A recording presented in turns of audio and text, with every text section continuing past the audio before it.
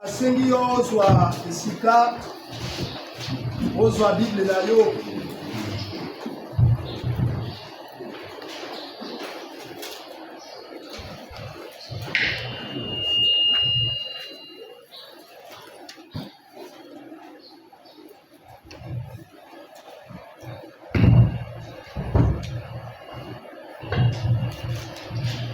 Alors, gloire et louange selon Dieu.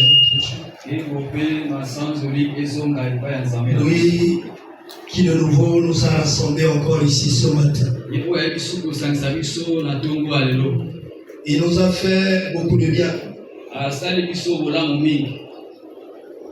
Qu'il soit magnifié.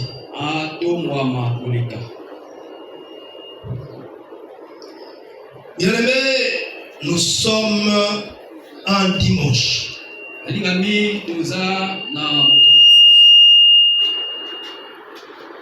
Un jour où le peuple de Dieu est appelé à une sainte convocation.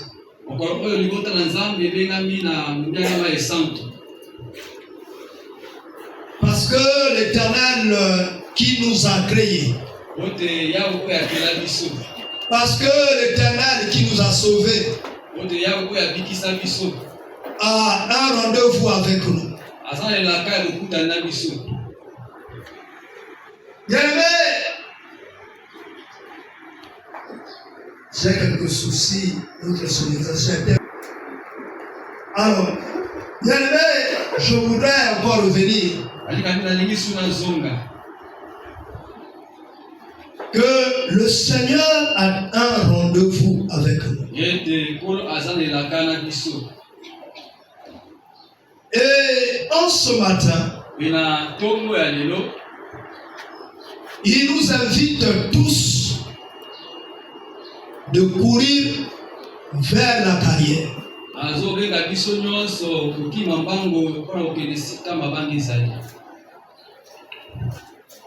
Il nous appelle tous à aller à la carrière. Regardez ce qui est écrit dans Hébreux chapitre 12. Les versets 1 à 3.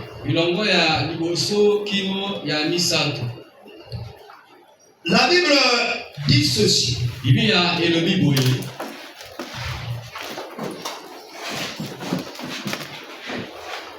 Nous donc aussi, puisque nous sommes environnés d'une si grande nuée de témoins, rejetons tout fardeau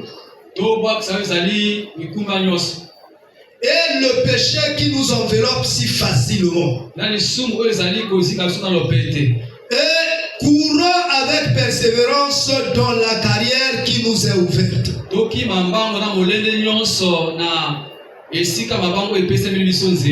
Ayant les regards sur Jésus,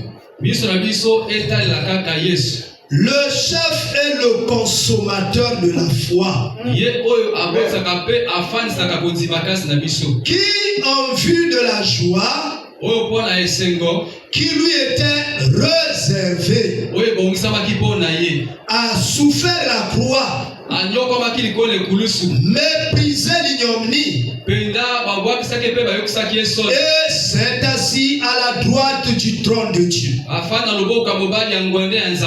Considérez en effet celui qui a supporté contre sa propre personne une telle opposition de la part des pécheurs, afin que vous ne vous lassiez point l'âme découragée. Je t'invite à t'asseoir. Le message de ce matin est intitulé Courant à la carrière. Lorsqu'on parle de courir, il s'agit d'un verbe d'action. Donc, il nous est demandé, frères, sœurs, peuple de Dieu, de se mettre en mouvement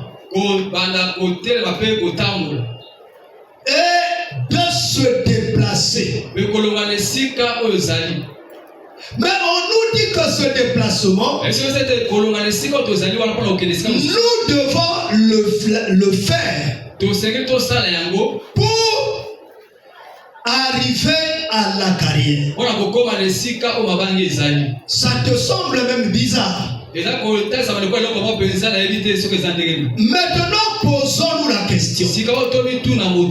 Qu'est-ce qu'une carrière? Je ne penserai pas ici à la carrière, à une carrière de fonctionnaire, non. Mais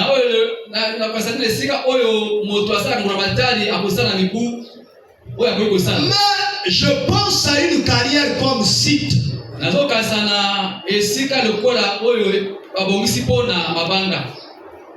Une carrière d'extraction des roches. Non, je ne sais pas comment tu dis ça. Une carrière d'extraction des roches. Non. Il faut me suivre. Une carrière d'extraction. Extraire, ça veut dire sortir quelque chose de la terre.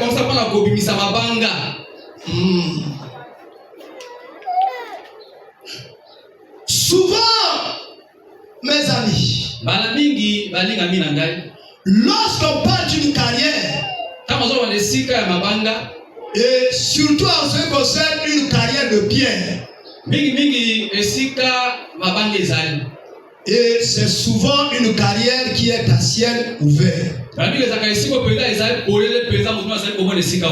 Ce que vous voyez, les pierres s'amonceler les unes sur les autres. Et lorsque cela n'est pas traité, il n'est pas facile que une pierre comme l'autre soit déplacée de celui.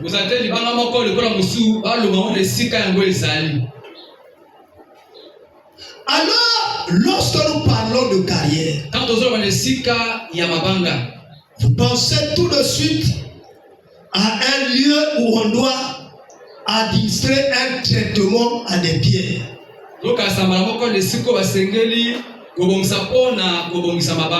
Mais pourquoi on doit traiter ces pierres? Parce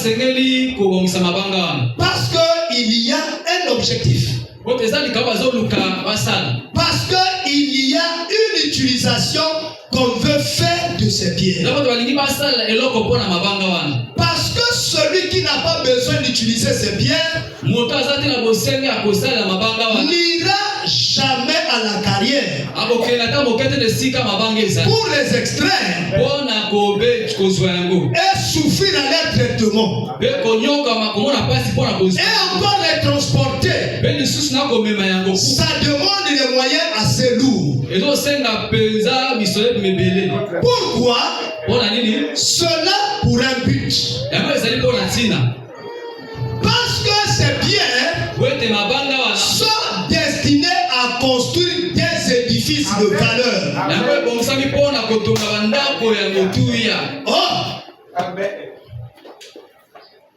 Mais le thème de ce matin nous dit courons tous à la carrière.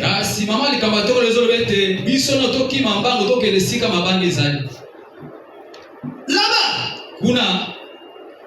et on prendra des pierres,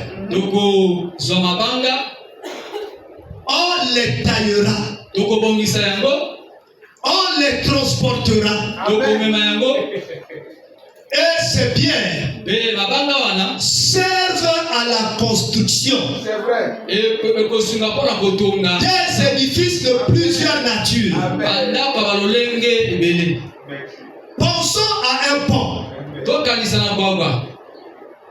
Lorsqu'on construit un pont, on y met les pierres.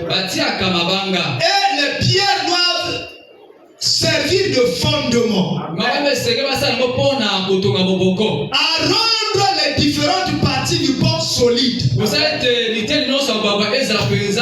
Or qu'un pont est destiné à résoudre un problème que par soi-même on ne peut pas avoir de solution.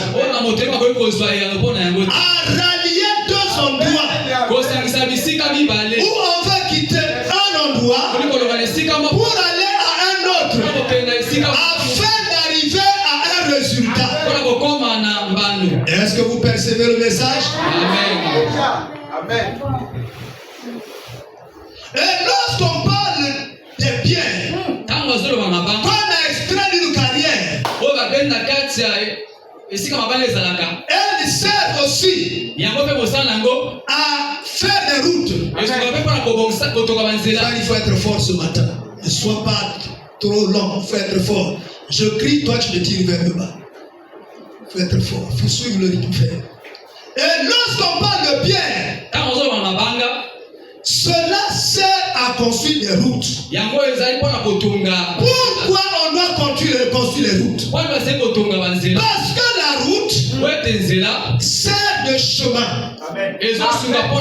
Pour quitter un endroit, pour aller vers un endroit où il y a un travail à faire. Et lorsqu'on parle de bien, il s'agit aussi de bâtir des maisons avec.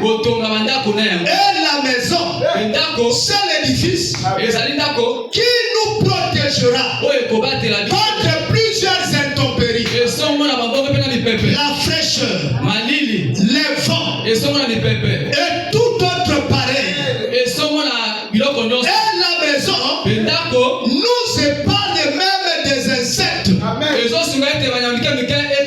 des serpents et de toutes ces choses-là. Et vous comprenez que la pierre en soi a une valeur inestimable pourvu qu'on l'exploite de la bonne manière. Maintenant,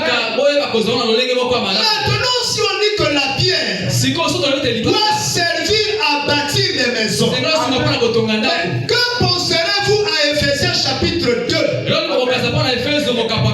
qui dit que vous êtes une maison de Dieu en esprit? Et à ce moment-là, quels sont les éléments qui doivent servir à bâtir cette maison? Ce sont des pierres qui doivent rentrer dedans. Et donc vous-même, vous devez être ces pierres-là. Est-ce que vous le croyez? Oh mon ami. Que Dieu nous aide ce matin. Il nous donc aussi, puisque nous sommes environnés d'une si grande nuée de témoins, rejetons tout fardeau et le péché qui nous enveloppe si facilement, et courant avec persévérance dans la carrière qui nous est ouverte. Et quelle est la carrière qui nous est ouverte? Parce que vous vous rappelez, la pierre, si elle n'est pas traitée, si on la prend telle qu'elle a été, là-bas dans le lieu naturel, on ne pourra pas faire des fondations. On ne pourra pas faire des poteaux. On ne pourra pas faire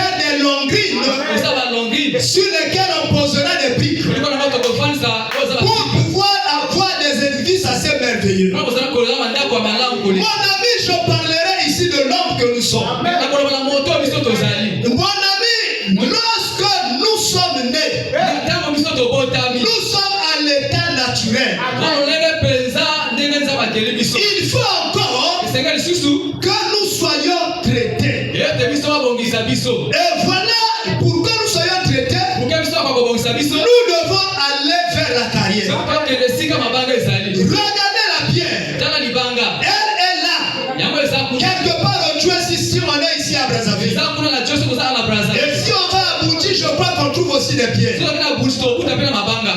si on prend la pierre telle qu'elle est là, oh, elle ne servira pas à grand chose. Et souvent même lorsqu'on vient te déposer un camion de pierre à la maison, tu appelles encore un monsieur qui vient avec un gros marteau que nous appelons tous la masse. Pourquoi on appelle la masse? Parce que ce marteau-là, avec son poids, a la capacité de casser les pierres et nous donner la dimension nécessaire pour que nous puissions l'utiliser. Je vous ramène dans Genèse. Prenons Genèse chapitre 2. Lisons le verset 7. Je crois que tu es déjà là. La Bible dit, l'Éternel Dieu forma l'homme de la poussière de la terre. Il souffla dans ses narines un souffle de vie. Et l'homme devint un être vivant. Vous comprenez? L'Éternel Dieu, après avoir tout créé, il a tout créé par sa parole. Rien n'a été créé sans sa parole. Mais seulement, il y a une seule chose. Il y a un seul être à qui il a créé supplémentairement. C'est-à-dire qu'il a ajouté des choses au-delà de ce qu'il a créé les autres êtres. Il s'agit de l'homme. Lorsqu'il a créé le premier jour, le ciel et la terre, il a dit tout et tous étaient bons. Le deuxième jour, il a créé. Le troisième, il a créé. Le quatrième, il a créé. Le cinquième jour, il a créé. Le cinquième, le sixième, il a encore créé. Et il s'est reposé de son œuvre. Mais tu ne sais pas quel jour il a créé l'homme. Tu ne le sais pas. Quel jour il a créé l'homme. Pourtant, chaque fois qu'il créait, il regardait, il disait que tout était bon. Et il s'est assis. Il a commencé encore à regarder tout ce qu'il a créé. Il a dit il faut qu'il y ait un être. Mais pourtant les animaux sont des êtres. Pourtant les poissons sont des êtres. Pourtant les serpents aussi sont des êtres. Pourtant tout autre reptile est aussi des êtres. Les dinosaures et les autres. Mais il dit encore il faut qu'il y ait un être. Un être pour présider à tout ce que j'ai créé. Un être pour dominer tout ce que j'ai créé. Un être qui est mettre au-dessus des autres. Et qu'est-ce qu'il a fait? Il s'est assis. Il est allé vers une carrière que lui-même il a créée. La terre. Il est reparti vers la terre. Il a pris la terre. Cette fois-ci, il n'a pas parlé. Mais il s'est assis. Il a commencé à travailler. À prendre des poussières de la terre et à les racoler. Il a pris les autres. Et il en a donné une forme. Et on a dit que cette bouger, ne pouvait voir, ne pouvait parler, ne pouvait marcher. Mais il fallait encore un autre effort supplémentaire. Cette fois-ci, il ne pouvait pas puiser cet effort dans sa création. Parce que cette fois-ci, la puissance pour faire que l'homme devienne homme doit venir de lui-même. Ainsi Jésus, ainsi le Dieu vivant. Parce que Jésus c'est le Dieu qui était au commencement. Il est également le Dieu qui est à la fin. Il est le Dieu qui sera assis sur le trône blanc. Le Dieu qui procédera au jugement, c'est encore lui. Jésus c'est le nom qu'il a pris lorsqu'il est venu sur terre. Alléluia. Elohim s'est assis. Et là il s'est courbé jusqu'à terre. Dans les premières fois, lorsqu'il criait, il suffisait qu'il parle. Et la chose se manifestait. Mais cette fois-ci, il s'est courbé jusqu'à terre. Et là, en voyant là où il y avait des trous de narines, il a soufflé. Un souffle qui partait du fond de lui et qui traversait ses narines. Ce seul souffle a suffi pour faire de telle sorte que le mal de terre qui était là puisse revêtir une chair humaine. A suffi que le mal de terre qui était là ne soit plus la terre, mais devienne un être vivant. Et qui a commencé à marcher, qui a commencé à parler. Et même lorsqu'il a terminé de faire l'homme, il lui a donné le pouvoir de dominer sur toute la création. C'est ce que toi tu es. Lors de ta création, dans la manière dont Dieu t'a créé, depuis le commencement, tu as un esprit de domination. Tu n'as pas été créé pour être dominé. Tu n'as pas été créé pour avoir peur du lion, ni du serpent, ni de la baleine. La baleine, le serpent, le lion, n'importe quel autre être devait avoir peur de toi. Parce qu'en toi, il a été donné l'autorité, la puissance de dominer. Il faut que tu te rendes compte que tu n'es pas un n'importe qui. Parfois tu te négliges. Tu as été créé à part. Tu as été créé avec des missions spécifiques. Tu as été créé au-dessus de toutes les créations. Tu as été créé pour donner les ordres afin que le monde se mobilise selon ton orientation. Rends-toi compte de ce que tu es. Alors, au-delà de cette création, lorsqu'il a créé l'homme, il lui a donné un souffle de vie et il l'a placé dans le jardin d'Éden. Maintenant, regardez bien. Il vivait dans un monde parfait. Dans un monde où il n'y avait pas de corruption. Dans un monde où il n'y avait pas de maladie. Dans un monde où il n'y avait pas de souffrance. Mais seulement, depuis le royaume de Dieu, dans son cercle le plus restreint, il y a un être qui était là-bas. Il avait aussi reçu un esprit supérieur. Il servait à deux choses essentiellement: la louange et l'adoration. Et il avait reçu aussi la puissance de la sécurité. Parce que ayant reçu cela, il est tombé dans la déchéance à cause de sa convoitise. Il a voulu se comparer à son créateur. Et c'est à ce moment-là il s'est rebellé. Et lorsqu'il s'est rebellé, et il a été sanctionné. La rébellion appelle la sanction. C'est une loi établie depuis le ciel. Dieu est le premier qui sanctionna tout rebelle. Et lorsque tu tombes dans la rébellion, tu seras également sanctionné.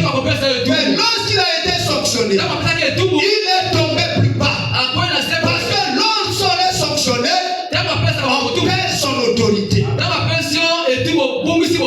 On perd son pouvoir. On perd ses capacités. Alors, pour se venger, il dit qui je dois blesser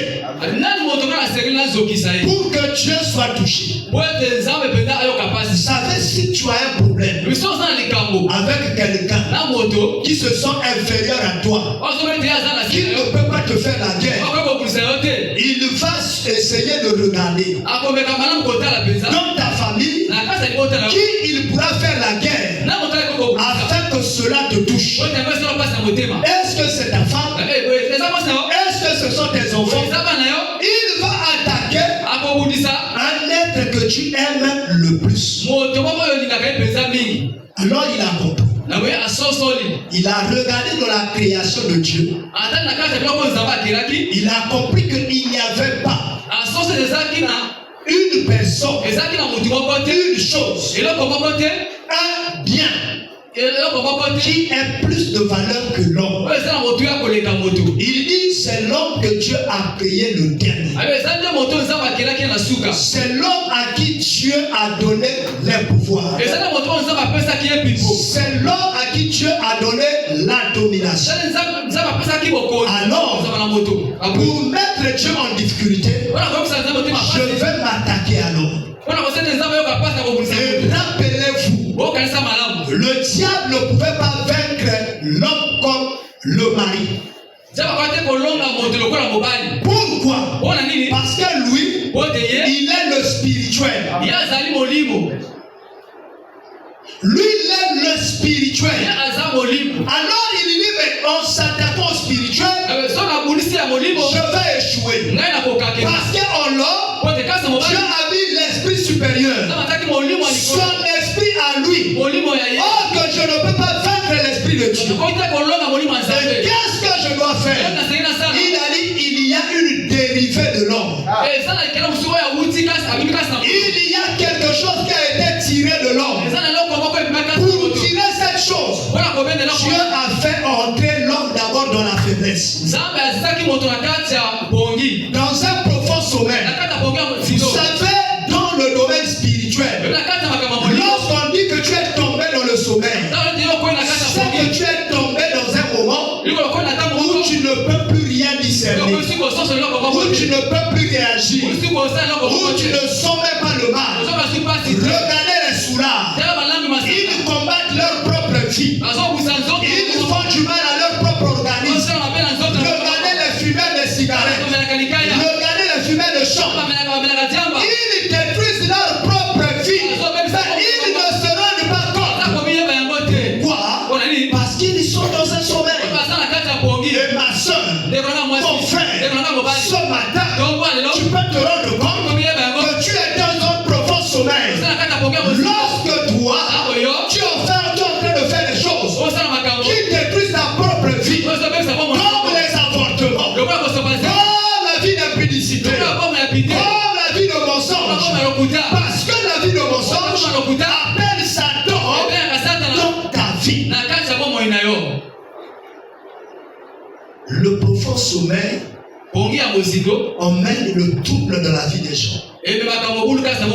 Si vous voulez le vérifier, regardez les 10 vierges de Matthieu 25. Les vierges qui ont reçu la parole. Les vierges qui connaissaient la promesse. Les vierges qui sont nées de nouveau. Les vierges qui ont le Saint-Esprit. C'est à cause de ça qu'on appelle les vierges. Des personnes qui ont une relation particulière avec Jésus. Je pense seulement aux femmes. Non, il s'agit des personnes nées de nouveau, baptisées du Saint-Esprit. Mais ils sont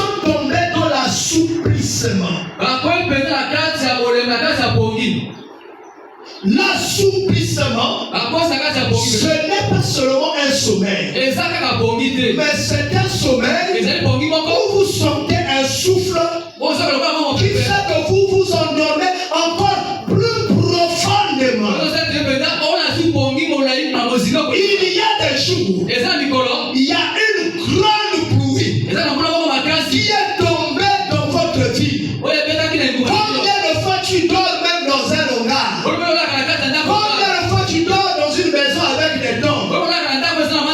Jusqu'à ce que la pluie est terminée. Depuis son commencement jusqu'à la fin, tu ne t'es même pas réveillé. Tu sors seulement le matin, tu vois le sol totalement mouillé. Tu dis là, il y avait la pluie. Et si nos voleurs étaient venus à ce moment-là, dans ta maison, ils pouvaient vider la maison. Je me rappelle d'un frère. Les voleurs sont venus avec un véhicule. Ils ont embarqué tout dans son salon. Ils sont venus dans sa chambre. Ils ont tout embarqué. Lui, il est resté dans le sommeil. Et le matin, c'est sa fille. Lorsqu'elle est arrivée au salon, stade de la révolution. Et lorsqu'elle a quitté le salon, elle est venue dans la chambre de son père. Elle a toqué. Papa, réveille-toi. Le papa se réveille. Ma fille, quel est le problème? Papa, qui a sorti toutes les choses de la maison? Et lorsque le papa regarde, il regarde d'abord dans sa chambre. Autour de lui, tout lui a été enlevé, sauf son lit, son matelas et sa femme. Tout lui a été enlevé. Il n'y avait plus rien. Pourquoi? Parce qu'il était dans l'assouplissement. Mon ami, lorsque tu es dans l'assouplissement, tu peux détruire ta propre vie sans le savoir. Dans l'assouplissement, tu contactes des dettes qui vont t'emprisonner. Dans l'assouplissement, tu contactes des dettes.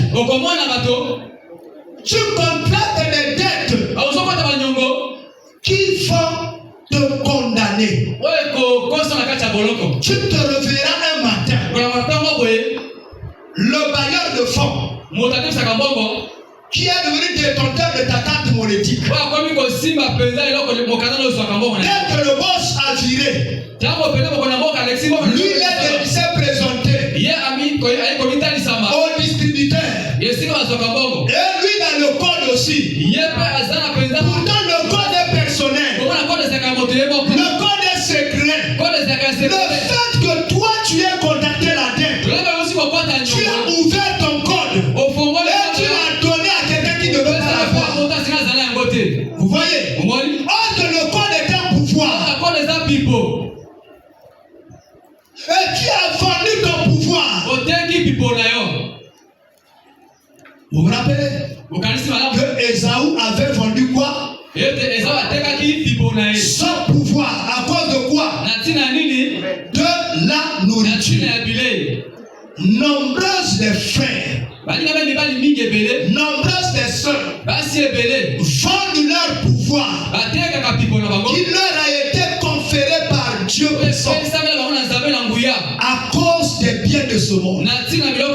Mon ami, là où tu es assis, là où moi je suis assis, chacun de nous peut se rappeler à quelle occasion il a vendu son pouvoir. Pourquoi il a vendu? Les hommes vendent leur pouvoir à cause du corps de la femme. Samson. Ah, tu t'es rappelé de Samson, frère? Les hommes vendent leur pouvoir à cause du corps de la femme. Le corps de la femme étant une joie et en même temps une prison.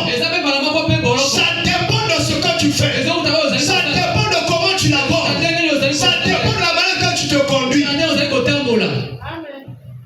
Et ça peut dépouiller toute ta vie. Il y a des frères. Je ne sais pas si c'est ici. Je ne sais pas si c'est ailleurs. Qui n'ont même plus de pouvoir. Parce qu'ils l'ont vendu à leur femme. Alléluia. Amen. Il y a de ces papas qui vivent dans l'esclavagisme parce qu'ayant vendu le pouvoir, leur pouvoir à cause du corps de la femme. Je vous mens pas, frère. Je vous mens pas. Attention avec le pouvoir. Regardez ce fonctionnaire. Lui qui avait un pouvoir libérateur. Tant que le mot suffit là-bas. Lui avec son pouvoir libérateur. Qui était son code. Parce que tu peux avoir la carte monétique. Si on ne te donne pas le code, tu viens au robot. Tu introduis. Tu tapes rien. Tu tapes rien. Et même le centre qui contient le robot, à un moment donné, comprendra que tu n'es pas le propriétaire de la carte. Et il retient la carte. Parce que même le centre reconnaît ton pouvoir. Quand tu as un pouvoir, à cause de ton code, maintenant lorsque tu as vendu le code, alors le malfaiteur viendra et il tapera comme toi. Le centre d'intelligence reconnaîtra le malfaiteur à ta place. Et comme ça, tu reviendras à la maison. Un péché appelons un autre péché. Comprenez ce principe spirituel. Un péché appelle un autre péché. Tu seras obligé de mentir à ta femme. Tu seras obligé de mentir à tes enfants. Tu seras obligé de trouver des excuses. Tu deviendras irresponsable. Même dans ta famille. Parce que tu as perdu le pouvoir. Alors, Satan a compris que la femme est la seule personne qui a également autorité sur son mari. Vous ne croyez pas, frère? Vous croyez qu'il n'y a que le mari qui a autorité sur la femme? J'ai fait lire ça aux frères. La Bible dit que la femme n'a pas autorité sur son propre corps. C'est plutôt son mari. Et réciproquement. Et encore la chose a été plus claire. Parce qu'au lieu que la Bible s'arrête au mot réciproquement, la Bible dit et c'est la femme qui a autorité sur son mari. Vous voyez? À ce moment, vous comprenez. Satan a compris qu'il y a un bout dans la parole où c'est la femme qui a autorité sur son mari. Il a évité le mari. Il est allé vers la femme. Il a parlé à la femme. Et comme la femme est toujours séduite par ses oreilles, la femme est séduite par deux choses. Lui, la vue. Ce sont les deux choses qui séduisent la femme. Pour les célibataires, si tu as fait le baratin, tu n'as pas pu, ramène la liasse de ton salaire. Dis à madame, voici la preuve de l'amour. Même si toi-même tu sais que c'est pour un temps. Dès que tu déposes, tu dis tu fais de ça ce que tu veux. Et elle dit, c'est que là pour persévérer. Tout ce que je faisais là pour voir si tu m'aimais vraiment. Amen. Alléluia. Amen. Je n'ai pas dit quelque chose ce matin. Bien aimé, c'est ainsi que l'homme est tombé. Une fois que l'homme est tombé, à cause des biens de ce monde, je parlais de Caïn et d'Abel. Je ne voulais peut-être pas lire ça. Dans Genèse 4. La chair est toujours faible. La Bible dit Adam connut Ève sa femme. Elle conçut. Et elle enfanta Caïn. Et elle dit, j'ai formé un homme avec l'aide de l'Éternel. Donc on dit que Caïn est le fruit de la sémence du serpent. Elle va parler ici par révélation. C'est avec l'aide de l'Éternel qu'elle a eu Caïn. Elle enfanta encore son frère Abel. Abel fut berger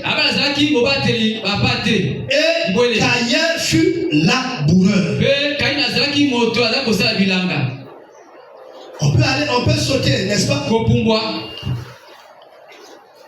Et la Bible dit, au bout de quelque temps, Caïn fit à l'Éternel une offrande des fruits de la terre. Et Abel de son côté en fit une des prémices, des premiers-nés de son troupeau.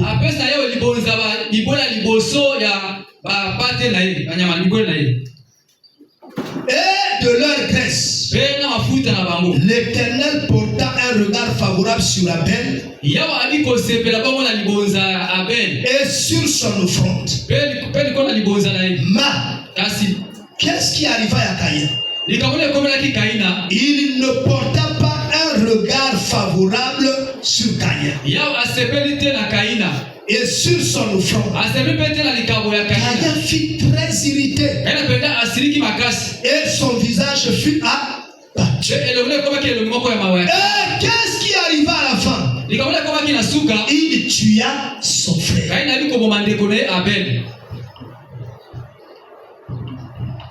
Vous voyez ça? Il tua son frère. Regardez. Satan, à cause de sa désobéissance, n'a pas pu garder sa place auprès de Dieu. Qu'est-ce qu'il fit? Il est venu corrompre l'homme. Et lorsqu'il a corrompu l'homme, qu'est-ce qui est arrivé à l'homme? Des sanctions. Tu mangeras ton pain à la sueur de ton frère. Tu as été tiré de la poussière. Tu repartiras dans la poussière. L'homme n'a pas été créé pour mourir un jour. Parce que l'homme a été créé selon la nature de Dieu. Dieu étant éternel, l'homme ayant la nature de Dieu devait être aussi éternel. Mais Satan savait qu'il pouvait enlever l'éternité dans la vie de l'homme en le poussant dans la vie du péché. Mes amis, c'est là que la mort s'introduit dans la vie des hommes. Les séparants du Créateur. Je veux que tu prennes Romains chapitre 6. Oh Seigneur, aide-nous. Aujourd'hui, je ne veux pas utiliser ma Bible électronique. Regardez le verset 23. Car le salaire du péché, c'est la mort. Mais le don gratuit de Dieu, c'est la vie éternelle en Jésus-Christ, notre Seigneur. Ainsi, l'homme étant séparé de Dieu, l'homme devenant un être mortel, et l'homme était perdu. Mais Dieu avait un grand amour pour l'homme. Il ne pouvait pas laisser l'homme se perdre à jamais. Il ne pouvait pas laisser l'homme se perdre à toujours. Il a ouvert la carrière. Alléluia. Amen. Il a ouvert la carrière. Le principe biblique, c'est que l'âme qui pêche, c'est celle qui doit mourir. L'homme étant l'identique de Dieu, l'homme étant fait à l'image de Dieu, aucun animal, aucun sacrifice ne pouvait redonner à l'homme la vie de l'éternité. C'est là où Dieu lui-même, il s'est décidé depuis les cieux des cieux. Je dis que Dieu n'habite pas au ciel, mais Dieu habite dans les cieux des cieux. C'est qu'il est omniprésent. Il remplit tout endroit de sa présence. David dit, où firai-je loin de la face de l'Éternel? Parce qu'il est là sous les eaux. Il est dans la forêt. Il est au ciel. Partout au même moment. Dieu a ouvert la carrière du ciel. Il dit maintenant, je dois aller secourir l'homme. Je dois aller repêcher l'homme. Et il est venu vers Marie. Alléluia. Il est venu vers Marie. C'est Élisabeth qui avait la prophétie. Oh, Jésus, il est bon. Il est venu vers Marie. Marie, tu es bénie d'entre toutes les femmes. Pourquoi?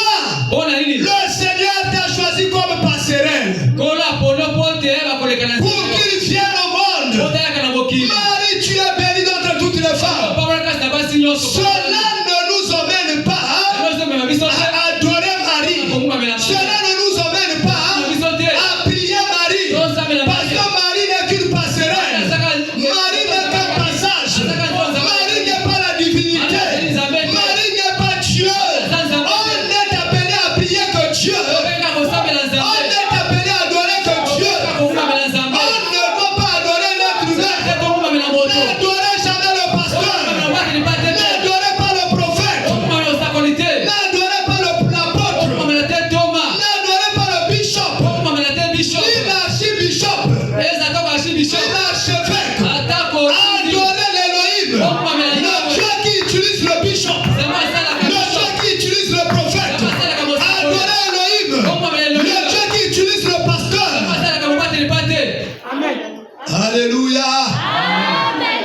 Voilà pourquoi lorsque Dieu a fait des miracles à travers Paul, on a commencé à dire les dieux sont descendus sur terre. Paul ne pouvait trouver autre moyen de s'humilier pour dire que je ne suis pas Dieu, que je ne suis pas digne d'adoration. Il a déchiré tous ses habits. L'habit symbolise la vie pour dire que ma vie n'est rien.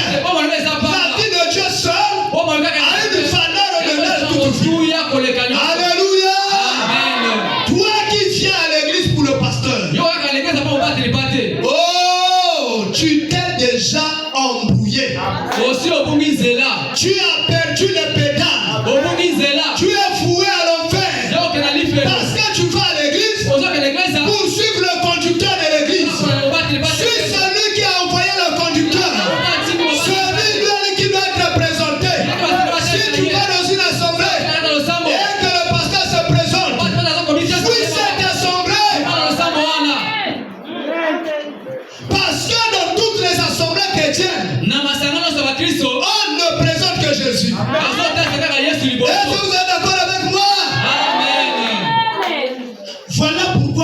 passé par Marie. Il est passé par Marie pour venir chercher l'homme. Pour venir sauver l'homme. C'est là où vous lisez Jean 3,16. Dieu a tant aimé le monde qu'il a donné son fils unique, afin que quiconque croit en lui ne périsse pas, mais qu'il ait la vie éternelle. Jésus a dit un jour, vous êtes tous les jours avec moi et vous ne me connaissez pas. Et tu dis, vous dites, montre-nous le Père, et cela nous suffit. Mais moi et le Père, nous sommes un. Vous voulez voir encore quel Père?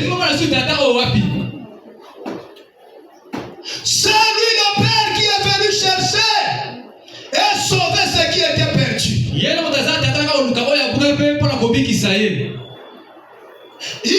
venu les sauver en vue de les transférer au royaume de l'éternité. Je veux prendre un petit passage ici. Colossiens chapitre 1er. Oh Jésus, aide-nous. Je veux aller terminer. J'oublie qu'aujourd'hui j'ai une présentation au Seigneur à faire. Oh Jésus. Colossiens chapitre 1er, verset 13. Qui nous a écouté? Attendez que je prenne à partir de 12. Rendez grâce au Père qui vous a rendu capable d'avoir part à l'héritage des saints dans la lumière, qui nous a délivrés de la puissance des ténèbres et nous a transportés dans le royaume du Fils de son amour. Vous voyez, il nous a délivrés, il nous a arrachés, il nous a sortis de la prison satanique, et il nous a déplacés, il nous a emmenés. C'est là où vous voyez l'échelle de Jacob. À l'échelle de Jacob, les anges descendaient. Jacob vivait au milieu du sifflement des serpents.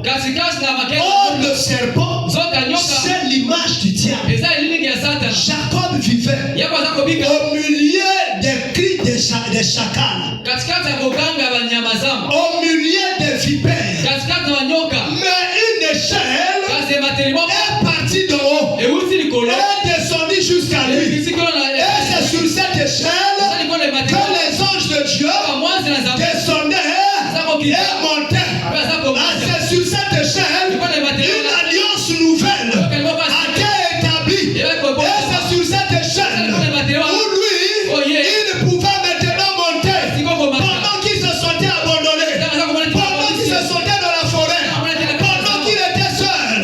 Dieu, qui est le secours qui ne manque jamais au temps de la détresse, est venu vers lui. Il a fait le pont. Jésus-Christ, il est le pont du salut, il est le pont de la restauration, il est le pont de la délivrance, il est le voyage, il est la clé qui ouvre le ciel. Est-ce que vous le croyez? Est-ce que vous croyez que Jésus est la clé? Amen. Il ouvre le ciel. Et lui, il est venu nous chercher. Arrête de pleurer. L'autre jour, Nicodème était troublé. Il dit, après taper tous ses efforts, j'irai en enfer. Parce que Jésus lui a dit, pour voir le royaume des cieux, il faut naître de nouveau. Du coup, il a compris qu'il n'était pas né de nouveau. Il lui a dit, pour naître de nouveau, il Il faut être baptisé du Saint-Esprit. D'abord la nouvelle naissance. Là il tournait. Il dit quoi? Je dois repartir dans le sein de ma mère. Et puis naître de nouveau. Et viens comme toi. Comme moi, comme ça. Jésus lui dit non. Il faut que tu sois baptisé d'eau et d'esprit. L'eau représente l'engagement. Le sang de la réconciliation et de la purification. Et l'esprit, c'est l'esprit qui transforme pour donner la nouvelle naissance. Les apôtres ne sont nés de nouveau qu'après que le Saint-Esprit est descendu dans la chambre haute. Mon ami, le Dieu qui est venu chercher tout ce qui était perdu comme toi et moi, tous ceux qui viennent dans le péché, il nous a transformés. Il nous a donné une nouvelle vie. 2 Corinthiens chapitre 5. Verset 17. Si quelqu'un est en Christ, il est une nouvelle créature. Les choses anciennes sont passées et toutes choses sont devenues nouvelles. Mon ami, qu'est-ce qui fait que toutes choses deviennent nouvelles? Regardez Actes chapitre 1er. Le verset 8. Jésus dit, vous recevez une puissance, le Saint-Esprit, survenant sur vous. Vous serez mes témoins à Jérusalem, dans toute la Judée, dans la Samarie, jusqu'aux extrémités. Il ne nous laisse pas seuls. Il nous donne un assistant. C'est là où commence la carrière.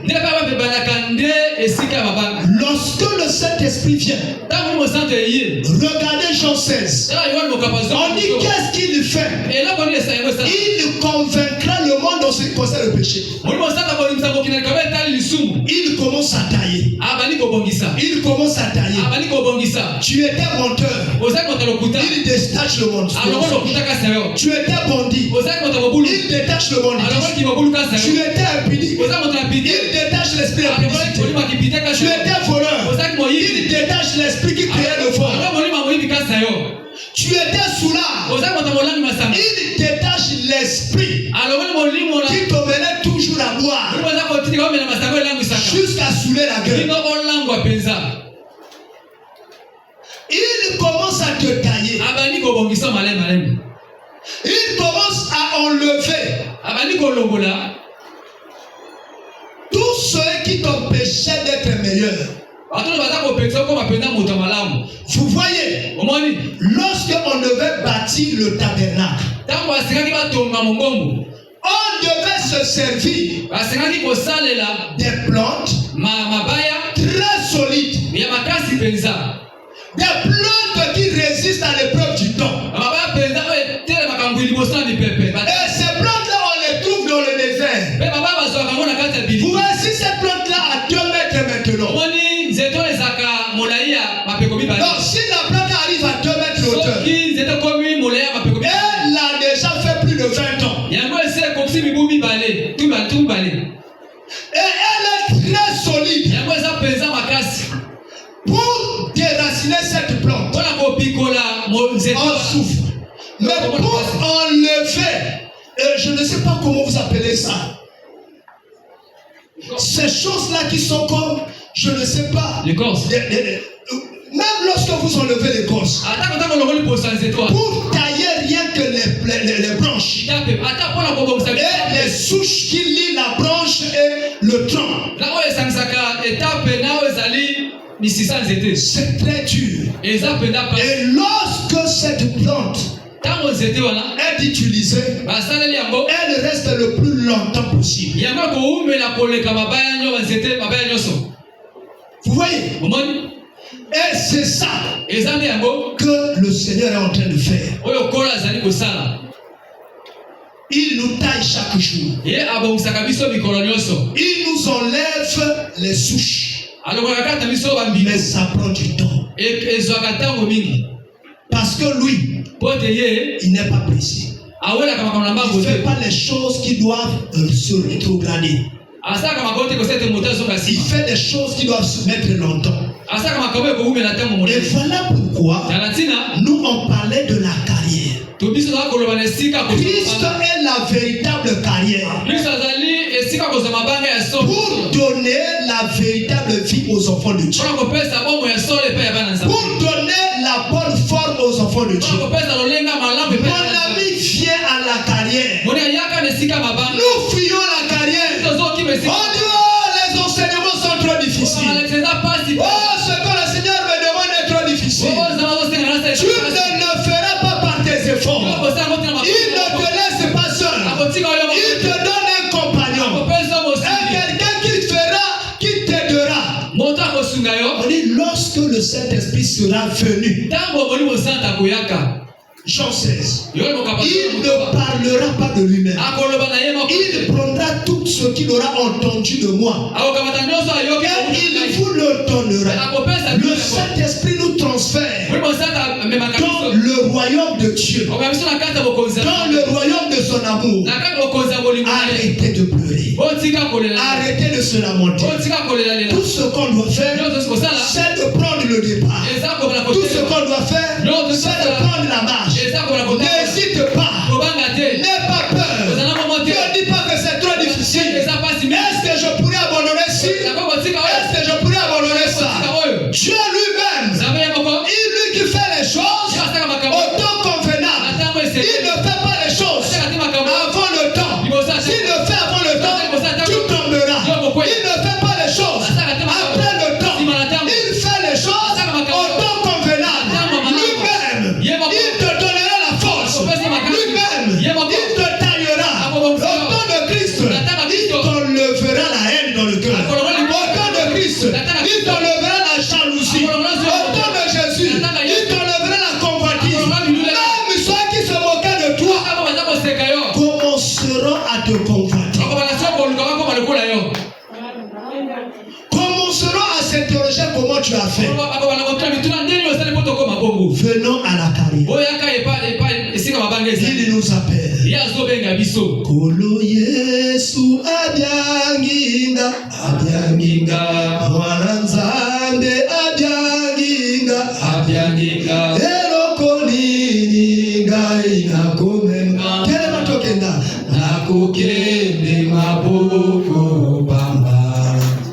Mwana Nzambe abyanginga. Viens tel que tu es. Ne prends pas de précautions.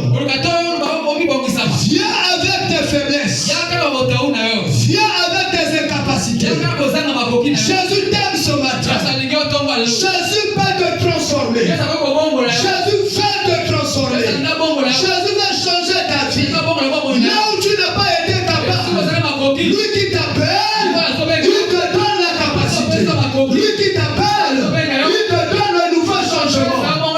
Kolo Yesu abyanginga, Mwana Nzambe abyanginga, eloko nini ngai nakomema, nakokende maboko pamba. Kolo Yesu abyanginga. Il a dit un jour à un monsieur, il dit suis-moi. Le monsieur lui a dit, laisse-moi d'abord aller dire au revoir à mon père, au revoir à ma mère. Jésus lui a dit non. Celui qui met la main sur le charrue ne doit pas regarder derrière. Celui qui met la main sur la charrue ne doit pas regarder derrière. Viens et on va. Viens et on va. Viens en avance. Je te donnerai la force. Je te donnerai la capacité. Jésus veut t'appeler. Ma soeur, toi qui es là-bas. Mon frère, toi qui es là-bas. Jésus t'appelle ce matin. Viens à Jésus.